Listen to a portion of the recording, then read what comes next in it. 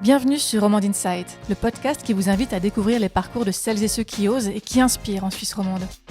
On parle de business, de cheminement professionnel et d'équilibre de vie avec des personnalités qui façonnent notre région. Nous, c'est l'équipe de Qual Insight, un institut d'études de marché basé à Lausanne. On vous propose un moment dynamique, sincère et toujours proche des réalités du terrain.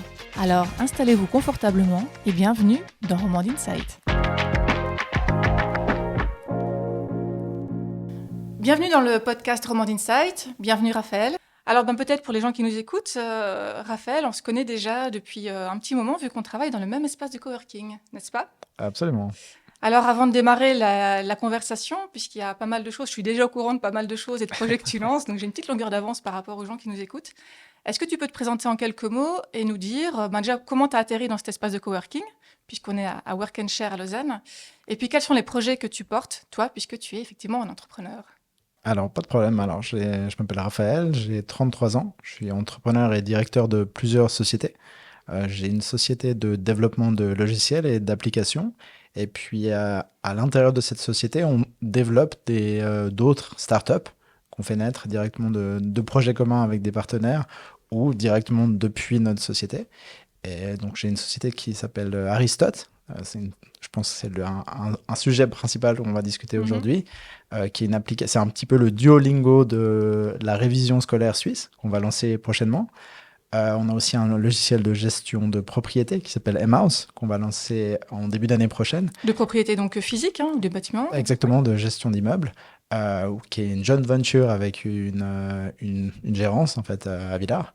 Et puis j'ai aussi une autre société, alors là on change totalement de cadre, une société en Australie où je lance en fait des tiny house. C'est un peu multifacette. Bon, tu te rends bien compte qu'en moins d'une heure, on ne pourra pas aborder tous les sujets. Mais comment tu es arrivé ici alors à Work and Share, dans du coworking ? Pourquoi ? Comment ? Alors, très bonne question. Je pense qu'il faut remettre un petit peu de contexte.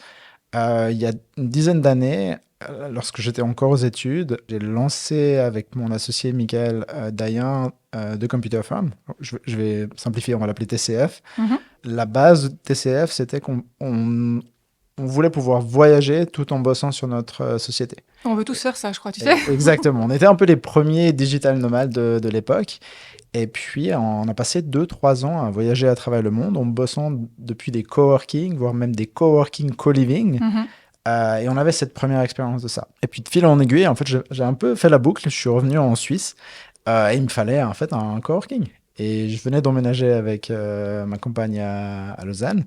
Et du coup, je suis tombé sur ce coworking. Et puis, c'était avec des gens qui partageaient les mêmes centres d'intérêt, pas mal de développeurs, d'autres indépendants, pas mal d'expats quand même, pas mal de gens qui avaient voyagé. Et du coup, ça fitait bien. Et puis, voilà, je me suis retrouvé à Work and Share. Et par curiosité, est-ce que tu voyages toujours ? Est-ce que tu profites un peu de cette liberté-là aujourd'hui, 10 ans plus tard ? Un maximum. En tout cas, j'essaye. Alors, évidemment, il y a d'autres contraintes. Mais oui, le voyage fait toujours partie prenante de ma vie. Et puis là, tout prochainement, je vais partir à New York. Du coup, je vais aller m'installer à New York d'ici, je pense, la fin de l'année. Génial, un beau projet. Donc, de couple, je pense. Absolument, ouais. C'est un projet qui vous anime tous les deux. Extra. Alors, je te propose peut-être pour démarrer la discussion, donc tu es né en Suisse, Raphaël, c'est oui, juste. Tout à fait. Comment ça s'est passé un peu ta scolarité, vu qu'on va parler du projet d'Aristote, on en parlera aussi, c'est lié à l'école. Comment s'est passé en quelques lignes ta scolarité ? Et puis, qu'est-ce qui t'a destiné ensuite réaliser des études et assez rapidement lancer ta boîte ? Début de mon parcours, donc j'étais un enfant assez matheux. J'aimais pas du tout la lecture parce que j'avais des problèmes. Je crois que je suis dyslexique, peut-être même dysphasique. Et du coup, j'étais assez matheux. Et là-bas, j'ai étudié l'économie et le droit. Mais pas à 10 ans. Pas à 10 après, ans, d'accord, okay. Bien sûr, bien avant. Et puis ensuite, après, j'ai switché sur l'informatique quand j'avais à peu près 17-18 ans. Je fais un apprentissage d'informaticien en accéléré. Et par la suite, j'ai rejoint une HES, une université, où là, j'ai fait un mix. J'ai fait en fait un double diplôme. J'ai fait un bachelor en informatique de gestion et un bachelor en business administration. Donc, j'ai toujours eu un peu les deux casquettes, de l'économie, du droit et l'IT. Et puis, c'est un peu ma casquette de business geek que j'essaye de développer aujourd'hui à travers des sociétés. Mais est-ce que tu dirais que ça veut dire que déjà à 20 ans, tu savais que tu allais lancer ta boîte à un moment donné, que tu avais quand même ce sens un peu De travailler pour toi et d'avoir ton Alors, activité? l'indépendance, elle était là. La volonté d'être indépendant et d'avoir un maximum de liberté, je pense qu'elle était là. Et puis tes parents, ils sont dans l'entrepreneuriat ou pas du tout? Oui, les deux, hein. Ma maman a beaucoup bossé dans l'hôtellerie, dans la restauration, où elle a eu ses propres, son propre restaurant, ses propres bars. Elle a monté une entreprise de traiteur. Puis mon père a monté aussi pas mal de sociétés. Il bossait dans l'import-export, dans pas mal de choses. Donc, Est-ce qu'il y a un truc un peu peut-être familial, tu dirais, qui t'a un ouais, peu peut-être. donné les ailes? Je pense que j'ai eu des bons exemples et puis ils m'ont laissé la liberté d'entreprendre. Ok. Et avec un bon encouragement derrière. Ils Donc n'ont pas ça, eu trop peur, alors pas trop de doutes. non, non, c'était plutôt écoute, essaye. Il n'y a pas d'inquiétude et puis ensuite tu verras. Puis au pire, Ok. tu fais quelque chose de plus traditionnel, qui est aussi OK d'une Mhm. certaine manière. Et ben, je te propose peut-être de nous en dire un petit peu plus sur ce projet Aristote. Bah, moi, la première question, donc tu vas nous en parler, mais donc c'est un projet d'application éducative pour les assez jeunes enfants, hein, 8, 9, 10, 12 Ouais. ans. Et puis, moi, mes enfants sont maintenant un peu plus grands, 15 et 17. Néanmoins, je connais très bien biceps.ch, Ouais. Quizlet, Duolingo. Je fais appel aussi à superprof.ch pour du soutien Super. linguistique pour mes enfants. Donc, je suis assez au courant de tous ces outils qui existent, sans parler de YouTube. Je te propose peut-être aussi de l'expliquer en quelques mots aux personnes qui nous écoutent. L'idée est venue, c'est pas moi qui avons eu l'idée, ni mon associé Mike, c'est Sébastien, le CEO d'Aristote, qui a une fille qui est exactement dans la tranche d'âge, qui n'était pas satisfait avec sa femme des solutions actuelles. Il y avait un manque de motivation de la part de son enfant à réviser, ce genre de choses. Un manque de transparence des autres applications, des vrais résultats des enfants ou de l'utilisation. Il y a un problème de suivi de l'enfant. En tant que parent, tu sais pas vraiment le niveau de ton enfant. Ton ce enfant genre de t'a dit choses. qu'il est allé sur Duolingo 1 heure aujourd'hui, mais en fait, t'en sais rien. Ouais, et puis c'est même pas forcément sur le fait de le suivre de manière tel un gendarme, c'est plutôt de comprendre, ok, c'est quoi ses peines, c'est quoi ses forces, et te positionner à la bonne place en tant que parent. Il y a eu un petit peu tout ça qui fait qu'on a commencé une discussion, on a commencé un brainstorming, et gentiment on a monté une société, on a créé une SA pour faire ça. Et c'est un petit peu comme ça que Aristote est né. Et puis moi personnellement, c'était quelque chose j'ai toujours voulu développer un projet dans l'éducation. Je n'étais pas forcément très satisfait de l'école en général. Je trouve qu'il y a du bon, mais il y a aussi beaucoup de choses à faire. On est dans un milieu qui évolue très rapidement. Maintenant, il y a de la technologie qui nous permet aussi d'avoir accès à un nombre de connaissances incroyables. Je veux dire, juste avec Internet, l'information qu'on peut avoir. Mais il y a une difficulté à consommer cette information de la manière la plus élégante et efficace possible. Donc on a beaucoup d'informations, mais est-ce qu'elles fit exactement à ce que j'ai envie d'apprendre? C'est un petit peu ce qu'on a essayé de packager avec Aristote. Donc on a pris tous nos 10 ans d'expérience à développer des logiciels pour d'autres personnes et de lancer des produits innovants. Et on les a mis dans une application qui est, comme je l'explique, c'est un Duolingo pour les enfants en Suisse pour réviser le programme scolaire. Oui, mais donc Suisse c'est romande. le français, les maths, les sciences. Alors pour l'instant, on va commencer avec les français et les maths. D'accord. Et ensuite, on rajoutera l'histoire, la géographie, etc. Ok. Et donc c'est le programme Armos. Exactement. D'accord. Puis ton ambition après, ce serait d'étendre ça à la Suisse alémanique ou à Alors, d'autres langues ou rester en marché francophone? alors dans un premier temps, c'est surtout de s'établir en Suisse romande comme un acteur phare, en fait, et de prendre une bonne part de marché. Et par la suite, potentiellement, de s'attaquer à la Suisse allemande ou dans d'autres pays en Europe ou voire même dans le monde. Ok. Et puis ça veut dire que avec ton équipe, vous êtes comme... Comment vous avez fait pour assimiler tout ce programme? Je ne vais pas donner la recette magique, mais ce que je vais dire, c'est qu'on a utilisé pas mal de technologies. On a utilisé beaucoup d'IA. On s'est basé sur la structure du programme Armos, qui est une structure publique et connue. Et ensuite, on a développé une application qui nous permet en fait, quand tu fais de l'IA ou du machine learning, ce que tu vas faire, tu crées un modèle qui va apprendre d'une base de connaissances. Une fois que ce modèle il existe, tu vas pouvoir en fait créer du contenu adapté en fonction de ce qui existe déjà. Et c'est ce qu'on a fait. En fait, on a appris à notre machine l'ensemble de ce qui existe déjà, et ensuite on a développé le contenu via ce modèle. Et vous êtes sûr que, parce qu'il paraît que parfois en calcul, il fait des erreurs, vous êtes sûr que dans tout ce qu'il a généré sur la base de l'existant, il y a pas d'erreur? Alors, oui, parce que on a mis en place des processus de contrôle. On ne fait pas bêtement confiance à l'IA. Et l'IA ne fait pas tout. Il y a aussi un grand nombre de... il y a Oui, d'exercices existants récurrents que vous avez... Oui, et puis il y a un proofreading. N'importe quelle question ou n'importe quel exercice qui sera mis dans l'application va être testé et vérifié par un humain. Tu sais, donc moi, comme tu le sais, mon métier, c'est de faire des études de marché. Tout à fait. Et justement, il n'y a pas si longtemps que ça, on a fait une grande étude qui était surtout qualitative. On est allé parler à des enfants qui avaient entre 3 et 12-13 ans pour essayer de comprendre leur rapport aux écrans. Et plus globalement, de vraiment aller voir c'est quel type de contenu qu'ils consomment sur les écrans, que ce soit un téléphone, une tablette ou un écran de télévision. Combien de temps ils passent devant, qu'est-ce qui les fait rester, parce qu'ils sont quand même de plus en plus en multitasking. Et c'était assez frappant de voir le rapport justement des tout petits, entre 3 et 6 ans, le rapport à ces écrans. Les écrans donc, ont une place très importante et le premier Natel arrive à 10 ans, l'âge moyen. Donc toi, en gros, tu vas arriver dans ce contexte-là. Comment tu anticipes de donner envie à l'enfant? Parce que moi, je galère quand même pour qu'ils aillent sur Quizlet, Duolingo, Biceps, etc. Comment tu comptes donner l'envie et la motivation à l'enfant d'aller sur ton app éducative? Comment tu comptes faire? Donc la question, c'est comment tu motives l'enfant à venir sur l'application. Une app éducative. Alors, bon, il y a une partie, c'est qu'on va lancer l'application, ce sera un site internet responsive, principalement. Donc ce ne sera pas une application à télécharger. Donc ils seront sur leur tel et ils peuvent accéder. Exactement, ou via un iPad ou via un ordinateur. Ça simplifie déjà pour le lancement d'une application et t'évite une barrière d'entrée à télécharger une application. Ouais. Pour l'enfant, l'application, nous, on la considère à l'interne vraiment comme une application, un outil, comme un outil d'éducation. On ne veut pas que ça devienne un jeu. La vision de l'application, on a parlé à beaucoup de professeurs et de chercheurs à ce niveau-là. C'est important pour l'éducation d'un enfant qui considère ça comme un outil et pas juste un jeu supplémentaire. Il y a beaucoup d'applications qui tournent autour du jeu, mais l'enfant, même si on peut avoir des fonctionnalités de gamification qui visent à motiver l'enfant ou à le faire revenir ou à lui faire corriger certaines choses, il y a pas mal de dynamiques qu'on peut mettre en place. On veut éviter que l'enfant considère ça comme un jeu. Donc vraiment, le challenge qu'on a, c'est de motiver l'enfant et de lui faire comprendre que c'est un outil et avec ça, il va pouvoir apprendre. Donc à l'intérieur de l'application, on a mis en place pas mal de dynamiques qu'on a emprunté aux réseaux sociaux, qu'on a emprunté à certains jeux, qu'on a emprunté à différentes applications qui visent vraiment, et un système de points. Voilà.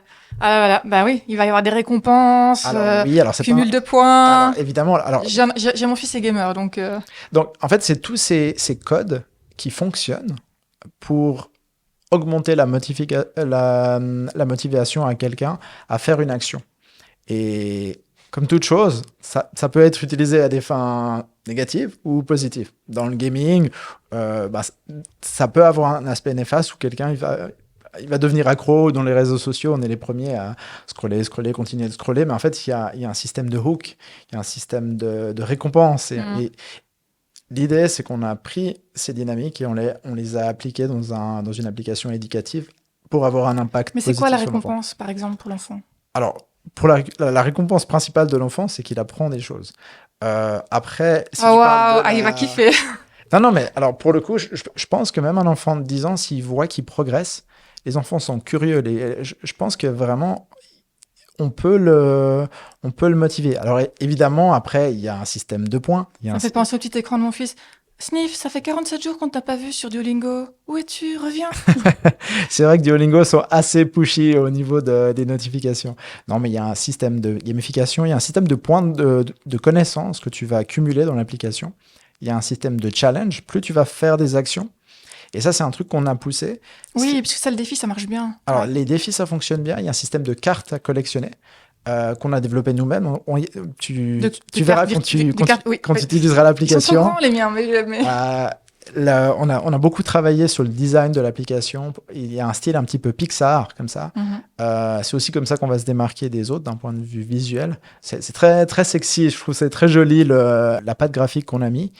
Donc, il y a pas mal de choses comme ça. En fait, on a fait en sorte que dans l'application, tu puisses autant switcher d'année d'une autre. Donc, quelqu'un qui est en 7H va pouvoir aussi apprendre le programme de 8H ou inversement. Donc, quelqu'un qui a des difficultés, tu t'adaptes au niveau de l'enfant. Puis, tu es en 8H, tu te dis, moi, j'ai pas compris certaines notions de maths. Je vais quand même pouvoir aller réviser. Donc, tu peux ou faire l'enfant qui va faire toutes les leçons et maximiser. Tu viserais pas que les bons élèves, toi? Non, bien au contraire. Donc, tu peux avoir l'élève qui va maximiser les points et essayer de tout faire. Mais tu vois, on a développé un système un peu comme un spider graph, comme les tests de personnalité, où tu peux dire, mon enfant, il a des difficultés en maths, il a des difficultés dans les nombres. Mais par contre, la géométrie, aucun problème.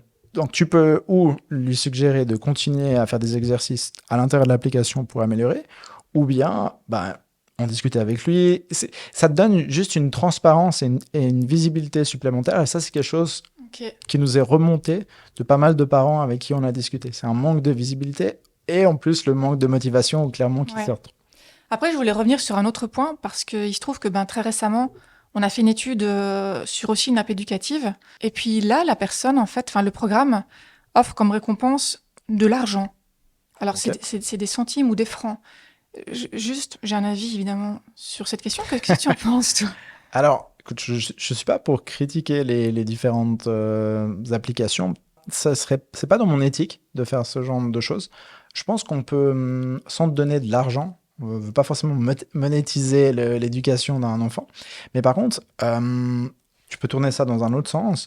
On peut lier le réel et le digital. Donc, on pourrait potentiellement donner des récompenses, je sais pas, des tickets de musée ou des tickets de tel ou tel endroit si tu cumules un certain nombre de points. C'est un truc qu'on a aussi brainstormé à l'interne. Dans les études de marché, tu vois, tu rejoins un panel et puis chez moi, tu réponds à mon sondage rémunéré, tu as 1 franc et puis après 100 points, tu as 10 francs. Ou alors, il y a des boîtes qui offrent des bons Manor, des bons Migros, etc. Ouais. Donc, c'est une forme de récompense qui se matérialise quand même dans le monde réel. Et je pense que c'est plus agréable, c'est plus juste de matérialiser une récompense que ça soit uniquement pécunier. Mais est-ce que tu n'aurais pas le problème qu'on a, nous, parfois, alors ça concerne qu'une minorité de personnes, mais où tu as des gens qui répondent n'importe quoi à nos sondages le plus vite possible. Bon, évidemment, ils se font repérer parce qu'on a des systèmes pour repérer les speeders, juste pour avoir les points, les sous ou la récompense. Bien sûr. Est-ce que tu n'aurais pas, dans ce système-là qui se matérialise avec une vraie récompense physique, des petits jeunes très malins qui devraient avancer. Moi, j'aime beaucoup les petits jeunes très malins. Parce que mais s'ils répondent faux et qu'ils répondent n'importe quoi, ils ont quand même la récompense. Je suis aussi un petit jeune très malin et on a bien pensé le système pour éviter ce genre de choses. Ok. Bon. Mais avis aux testeurs, allez-y. Moi j'adore les... Parlons-en du testing, parce que nous aussi, on fait des études UX. On a accompagné récemment le développement aussi de l'application et la refonte du site pour Genève Aéroport.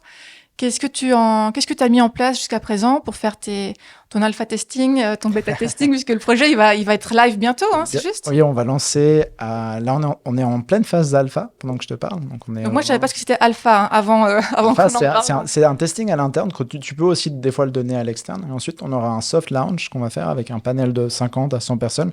Et ensuite, le vrai lancement qui sera plutôt vraisemblablement fin octobre. Au niveau du UX, alors bon, ce qu'il faut comprendre, c'est que ça fait 10 ans qu'on a l'expérience de développer des applications pour d'autres personnes. On organise même nous-mêmes des design workshops. Donc, on est expert. Tu n'as pas besoin d'agence comme la mienne, en fait, pour faire cette partie. Exactement. Donc, normalement, cette partie, on la fait plutôt bien. Mon associé Mike, il est vraiment spécialisé là-dedans. Et ça vise à... En fait, pour expliquer simplement, tout ce qu'on développe, on le teste. On part du principe que ce qu'on va mettre en place, c'est des hypothèses à valider et on le valide avec des métriques. Donc, ça peut être en montrant les designs à des personnes, en montrant l'application à des personnes et ensuite, on analyse tout ça puis on prend une décision. Est-ce qu'on continue avec cette fonctionnalité ou même est-ce qu'on la développe? Parce que souvent, ça, c'est l'erreur. Tu veux développer, maximiser le nombre. Puis en fait, tu n'as pas parlé aux gens. Donc, on évite de faire ça. Typiquement, pour revenir à la petite étude qu'on a menée sur le projet Aristote avec notre panel à nous, donc on en a profité pour sonder 500... non, c'était pas, vu que c'était que des parents d'enfants assez jeunes. Je sais plus, on en avait combien? 200-300, je pense? Ouais, je crois que c'était dans ces eaux-là, mais c'était super d'ailleurs. Ouais. Et alors, on leur a demandé... Bon, alors évidemment, ils n'avaient pas l'application sous les yeux puisqu'elle n'est pas encore existante, donc on a décrit le concept. de manière textuelle. Et puis, c'est super positif dans le sens où on a 2/3 de parents qui sont super intéressés par le projet. Donc vraiment, un vrai intérêt. Et puis ensuite, le bémol, c'est que ça va être payant. Et moi, ce qui m'a frappé, c'est que tu n'as que 10% finalement des parents qui sont prêts à dépenser une somme assez élevée qui est plus de 300 francs par an. On est sur un budget annuel. Tu as environ 20% entre 100 et 300 francs. Et puis la très grosse majorité, en fait, ils ont pas trop de budget. Et ça fait quand même ça fait 50% des gens qui sont prêts à dépenser quand même pas mal d'argent. Mais c'est vrai que dans les résultats, il y avait un grand nombre de gens qui avaient un maximum de 100 francs. Et du coup, ces gens-là, c'est des gens qu'il faut convaincre. Alors, tu verras quand l'application va se lancer, mais tu pourras essayer l'application sans payer. Donc, on veut quand même montrer la valeur de l'application, le contenu de l'application. Il y a tout un système qui est mis en place pour que tu vois quand même. On va pas juste arriver avec une black box et dire maintenant tu payes. Non, c'est pas de toute façon, il y a toujours les essais gratuits tout à fait, pour pouvoir utiliser. Ok. La distraction des écrans, donc un des problèmes pour les parents, c'est que leur enfant passe trop de temps sur les écrans et que c'est une source aussi de distraction. Ils n'ont pas envie de remettre leur enfant encore devant un écran pour étudier, pour apprendre. Tout à fait. T'en penses quoi? Alors, je suis assez d'accord sur le fait qu'on passe trop de temps sur nos écrans. Moi, le premier, qui passe ma journée devant des écrans, j'essaie d'avoir des moments sans écran. Après, je pense qu'il faut aussi c'est pas qu'une question de temps sur les écrans, c'est aussi du temps de qualité. S'il y a un temps de qualité dedans, je pense que ça pose pas de problème aux parents que 5 à 10 minutes par jour, mon enfant apprend quelque chose, tire vraiment une grosse valeur ajoutée de l'application. Après, c'est clair que si c'est pas le cas, ça sert à rien d'utiliser l'application. Donc ce serait un peu comme dans les moments où tu fais tes devoirs, quoi. Exactement. Et c'est le but, c'est vraiment de l'aide à la révision. Okay. On va vraiment essayer de maximiser l'impact qu'on a sur les enfants et sur les parents. Apprendre, discuter un maximum avec nos utilisateurs. Souvent, on dit que les 100 premiers utilisateurs, c'est un peu tes ambassadeurs. C'est là où tu veux vraiment les avoir au téléphone, discuter. Là, on est plutôt dans cette phase-là. Dans 6 mois, dans une année, pour pouvoir faire un podcast et en discuter, mais c'est pas à l'heure actuelle. Ok. Mais est-ce que ça veut dire que tu as mis un peu de côté ou tu as dû mettre un peu de côté le projet Tiny House par rapport au lancement et la bande passante? Alors, c'est vrai que vu que j'ai différents startups, je dois adapter mon temps à différentes priorités. Ça varie durant l'année. Et puis, du coup, j'adapte mon implication dans tel ou tel projet en fonction de ce qui se passe. Là, effectivement, Aristote va être en lancement dans 1 mois. C'est assez la priorité en ce moment. Évidemment. Donc c'est un petit peu ça. Puis les tiny house, tu penses qu'il y a un marché en Suisse? Alors oui, je pense qu'il y a un marché, mais c'est un marché confronté à pas mal de réglementations. On est quand même un pays avec 4 langues, 26 cantons, autant de communes que de règlements communaux. C'est un petit peu plus compliqué et ça reste un petit marché. Si tu te lances dans la société que j'ai, elle est en Australie. Grand marché, il y a beaucoup plus de place, il y a moins de réglementation. Ou si tu vas dans des marchés comme au Canada ou aux États-Unis, il y a un marché énorme. Et du coup, alors oui, il y a un marché. Est-ce que c'est sur celui-là que tu veux commencer? Probablement pas, je pense. Est-ce que tu vas profiter alors de ton c'est pas un séjour, c'est un départ aux États-Unis, je sais pas combien de temps ça durera, mais est-ce que tu vas en profiter pour développer les tiny house sur le marché américain? Absolument, c'est le plan. Il y a déjà pas mal de discussions qui sont en cours. On a déjà des gens qui sont intéressés. Là, il y a quelques mois, on a eu une dizaine de personnes qui nous voulaient des maisons maintenant, tout de suite, aux États-Unis. Et vu qu'on n'a pas encore d'usine, donc il y a pas mal de logistique et de choses à mettre en place. Mais oui, c'est un marché prometteur et c'est clairement dans l'objectif. Ouais. Moi, je suis curieuse parce que j'aime toujours bien connaître les publics cibles et puis c'est aussi, tu vois, le cœur de ce que je fais dans mon activité professionnelle. Et typiquement, j'ai un papa qui est très minimaliste. Okay. Voilà, donc je vois à chaque année qui passe, il se démunit. Il le dit lui-même, tu vois, il vit avec de moins en moins et il est assez écolo. Enfin, depuis toujours aussi, il a vraiment cette conscience par rapport au gaspillage et utiliser le moins possible. Et je le verrais bien comme toi, un candidat. Après, il est un peu artiste, donc je pense qu'il est un petit peu quand même à part et un peu décalé. Et je voulais te poser la question suivante, vu que tu connais mieux ce marché-là, même s'il est australien. C'est quoi un peu le public aujourd'hui cible et vraiment acheteur qui font le pas d'acheter une tiny house? Alors, ça dépend. parce il faut être assez précis. Il y a différents types de tiny house. Il y a tiny house et il y a tiny house. Oui, c'est vrai que vos tiny house, elles sont stylées. Nos tiny house, on est vraiment dans une gamme de produits qui est assez luxe, qui est plutôt pour du commercial, donc des gens qui veulent faire un Airbnb, un écolodge ou plutôt de l'agritourisme, genre de choses. Il y a un concept de granny flat en Australie, donc c'est en fait une maison secondaire pour tes parents, ce genre de choses. Ah, ouais. Donc on est plutôt dans ce marché-là. Ensuite, tu as tout un pan de tiny house où c'est des gens on est dans la vibe de downsize et de minimaliste. Donc ils veulent réduire la taille de leur empreinte ou écologique, ou bien juste avoir moins de choses parce qu'ils sont minimalistes. Et ils veulent souvent vivre aussi en mode un peu caravane. D'où le fait qu'il y a pas mal de tiny house qui sont sur roues. Et du coup, c'est pas du tout le même marché. Donc, c'est pas du tout la même démographie également. Donc, c'est un peu une question... c'est assez compliqué à répondre. Donc, je pense que cette personne-là que tu me décris, ça serait pas un public cible pour nous, excepté s'il veut juste prendre une petite maison qu'on a et vivre dedans. Mais il y a très peu de gens qui font ça. On est plus dans un public commercial. D'accord. Et tu as évoqué les granny house. Est-ce que ça veut Granny flat, ouais. Pardon, granny flat. Moi, j'ai fait beaucoup d'études aussi sur le public senior, voire très âgé. Tu vois le passage de la maison vers d'autres lieux pour continuer à vivre. Est-ce que tu as le sentiment que, on connaît les coûts en Suisse, en tout cas, de certains EMS, c'est vraiment très très cher.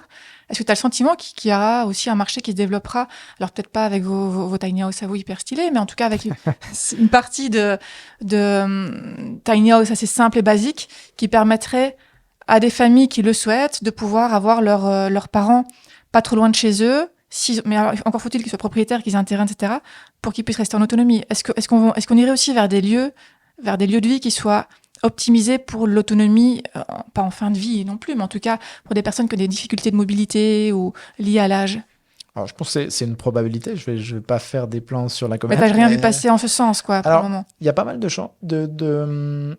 En fait, il y a tout un mouvement qui vise à tirer profit de toute la partie on appelle ça de l'industrialized construction, ou le fait de créer des trucs en préfabriqué ou modulaire. Donc, modulaire, quelque chose qui peut être assemblé de différentes manières, comme sous forme de modules.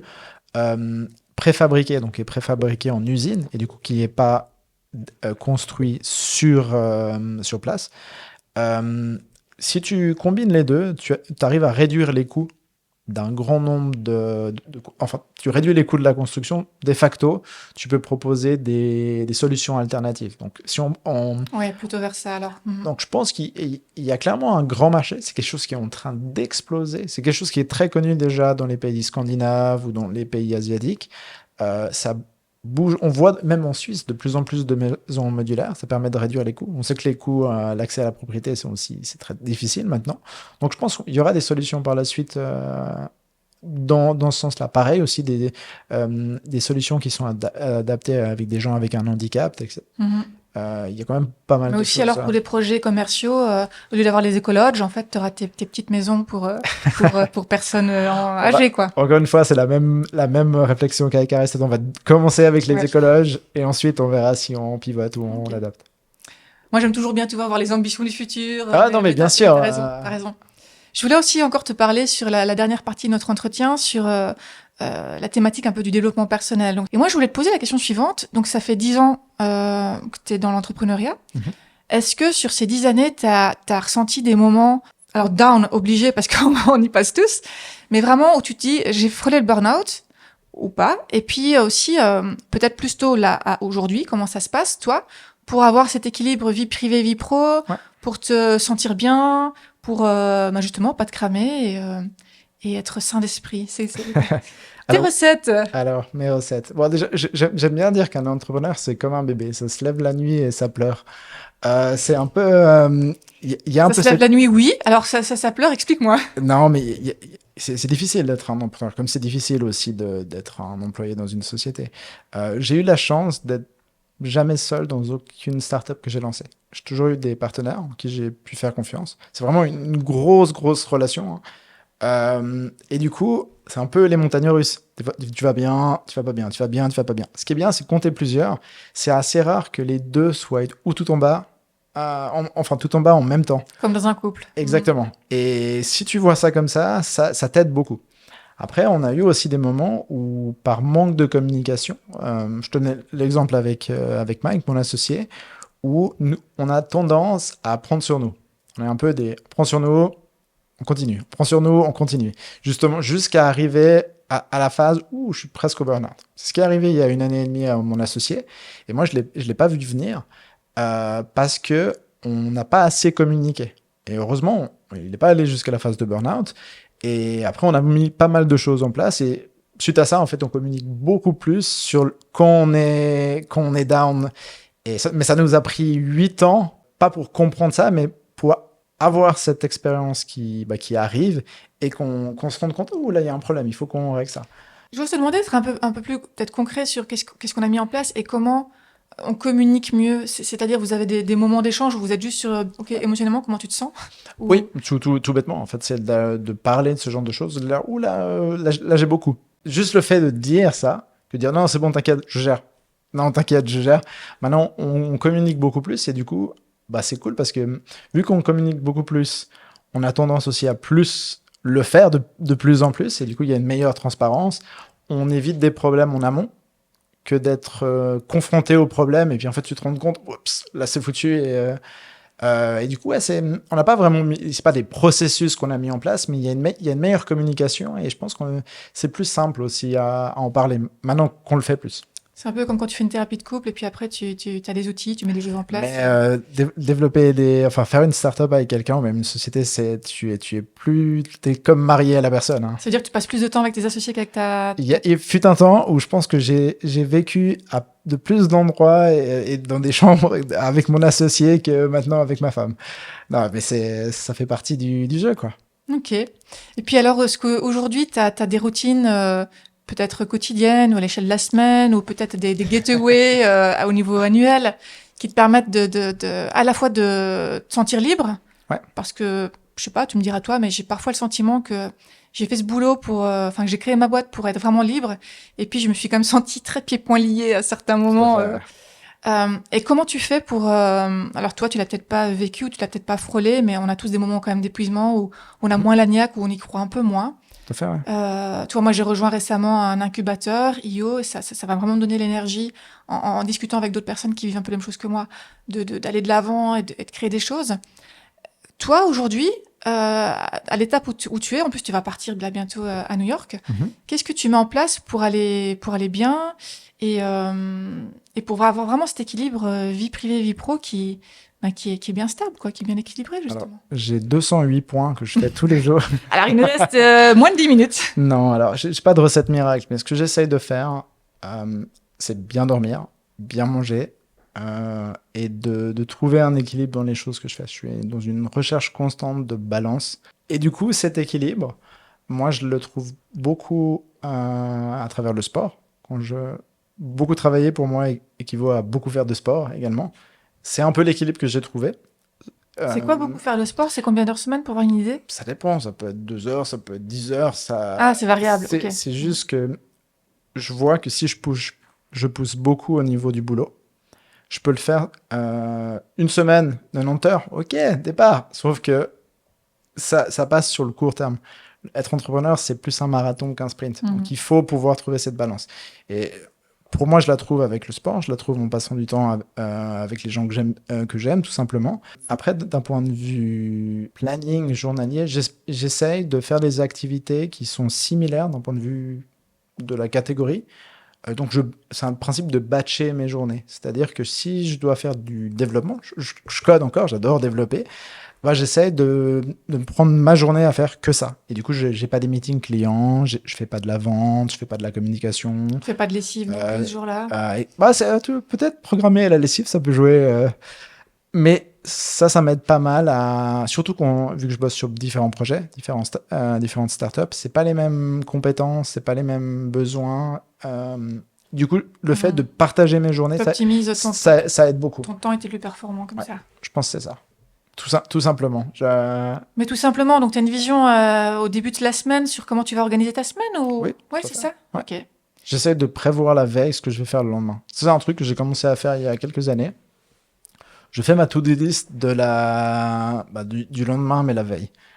Comme ça, je me lève le matin, j'arrive à 7h30 Ok. au boulot, et C'est en fait, écrit ce que tu je dois sais faire aujourd'hui, exactement quoi. ce que je dois faire. Évidemment, ça peut changer, c'est pas vraiment important. Mais par contre, le fait de pas avoir ça... Ça évite l'insomnie parce que... non, c'est juste que le matin, j'ai pas cette phase où qu'est-ce que je dois faire. Ok. Je peux direct me mettre au Et t'as travail. jamais eu de problème de sommeil? Non, alors pour le coup, là, vraiment aucun. D'accord. Je dors comme un... Je sais pas si c'est l'armée qui a fait que j'ai appris à dormir instantanément, mais La chance. non, pour le coup, là, j'ai pas de tips à donner parce que j'ai pas Ok. eu... J'ai pas été confronté, quoi. Ok. Eh ben, on va arriver sur la fin de cet entretien.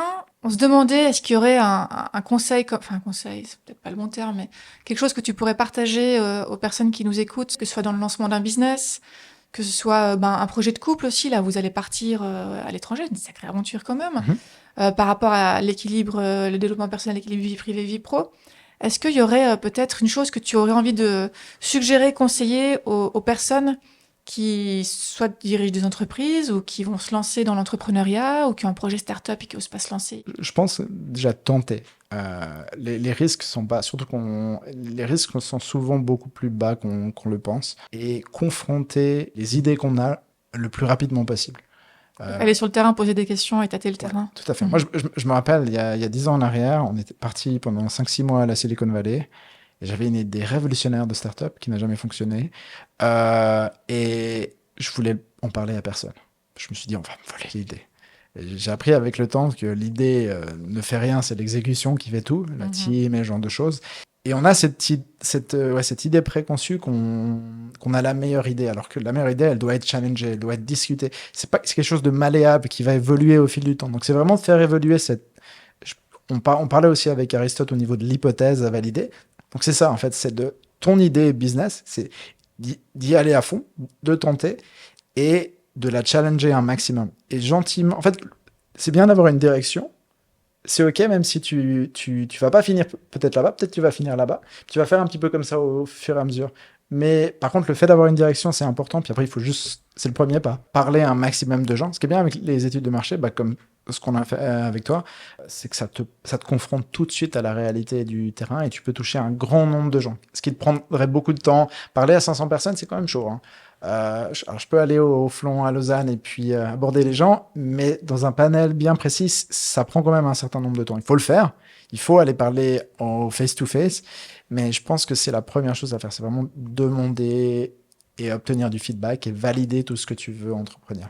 Parce que le plus rapidement qu'on te dit non, c'est trop bien. En fait, tu sais que ça fonctionne pas. Du coup, tu peux tenter autre chose. Puis au fur et à mesure, cette idée malléable, elle va évoluer, ça va devenir concret, tu vas pouvoir faire quelque chose. La plus grosse erreur, ça serait de développer, typiquement le développeur qui dit j'ai une idée, pendant 6 mois, il s'enferme, il développe, et après il sort un truc, voilà. et c'est à côté de la plaque.